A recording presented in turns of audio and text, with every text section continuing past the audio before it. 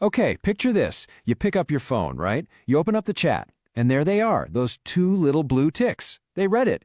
You check the top of the screen, and it says, active 2 minutes ago. So you put the phone down, you wait. 20 minutes later, you pick it up again. Still nothing. Yeah. Welcome to that visceral, universally painful moment of being left on read. Almost immediately, you can feel something shift inside you. It's kind of weird, because it's not really anger, and it's not quite sadness either. It's something stuck right in between. This quiet, heavy anxiety just settles in. Honestly, the silence coming from your phone in that exact moment feels louder than, like, any shouting match you could possibly have. And then, of course, comes that painful assumption, the question none of us ever really want to say out loud. Do I just not matter enough for a reply? Well, listen, I want to explicitly debunk this myth for you right out of the gate. The story you're telling yourself right now about what their silence means, it's almost certainly wrong. In this explainer, we are completely stripping away the idea of calculated coldness or, intentional manipulation. We're not talking about people playing games here. Instead, we're going to uncover the deeply misunderstood psychology of the non-replier, the person who genuinely cares but just literally cannot bring themselves to hit send.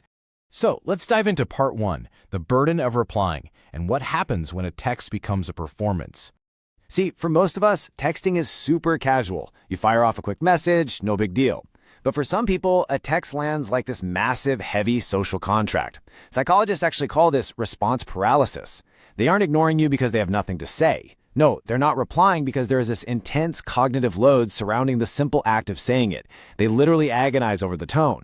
They're sitting there thinking, does saying sure sound too cold? Does yes with an exclamation mark sound way too eager? They draft something up in their head, they delete it, they draft it again. The emotional demand of formulating that absolute perfect reply gets so overwhelming that their mind just freezes. And bam, the window to casually respond just snaps shut.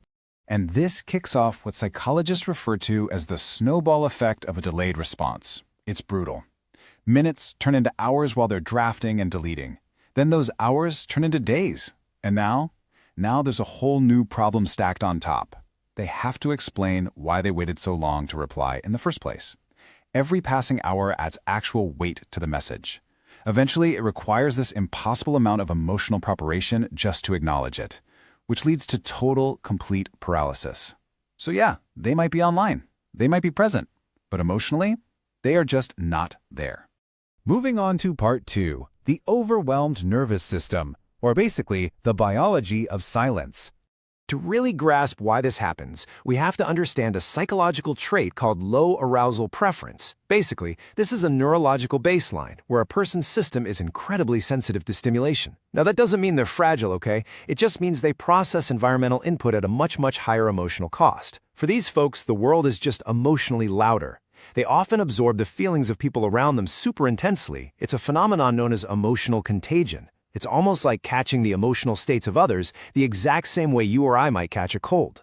Just think about the contrast here. For a typical nervous system, a text message is, well, it's just words on a screen. But for a highly sensitive nervous system, a message doesn't just arrive. It lands with immense weight and texture. Attached to that one little message is an expectation, a whole relationship history, emotional context, and unspoken needs. And they feel every single one of those layers instantly. It hits them all at once. And you know what? This directly resolves that agonizing paradox for the person who is sitting there waiting for a text. You know the one. Why are they scrolling Instagram but ignoring me? Well, here's why. Social media is entirely passive. It requires absolutely nothing back from them. Your message, however, demands an emotional toll they simply cannot pay in that specific moment. They aren't ignoring you because they don't care.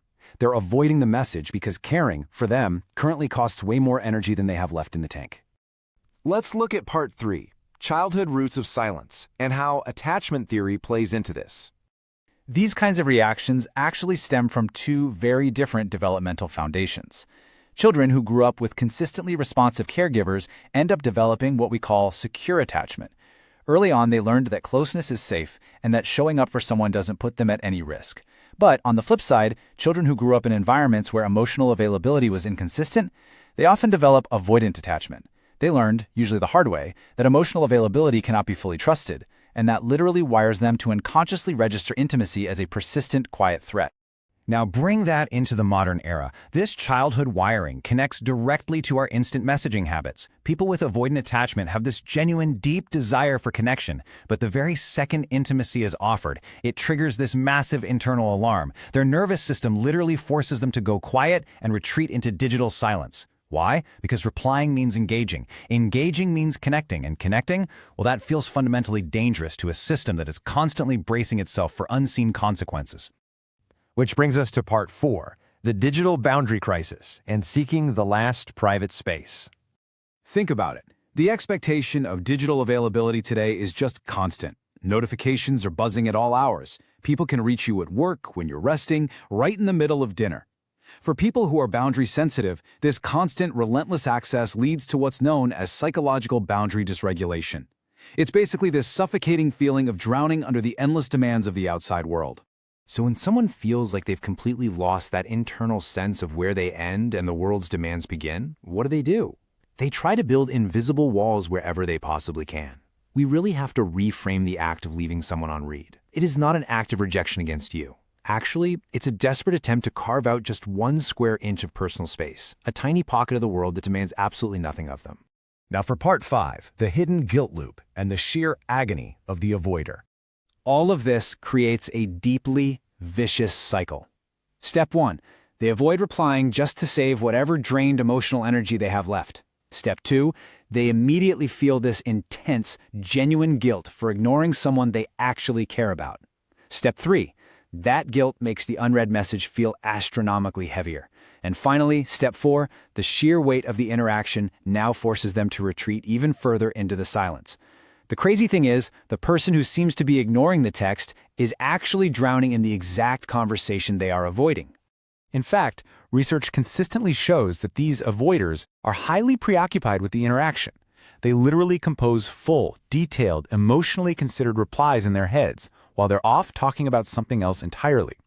There is a very specific, unique pain in caring deeply about someone, but being constitutionally unable to show it in the rapid-fire digital way modern society demands.